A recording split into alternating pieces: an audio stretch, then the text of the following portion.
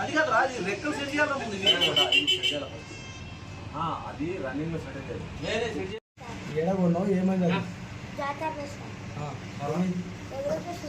Return ఇస్తే ఏమో మొత్తం రిటర్న్ ఇస్తే సార్ 3 కలర్లు చేంజ్ చేసి సార్ ఇంకొకసారి రాకన్నారు సార్. లేదా ఎగురుతాను చూపెట్టింది అందుకు. లేదు సార్, కంప్లైంట్ ఏం కంప్లీట్ ఇస్తావు? ఎగురుతుంది. ఎవరి మీద కంప్లీట్ ఇస్తావు? షాపు మీద కంప్లీట్ చేయించినావు.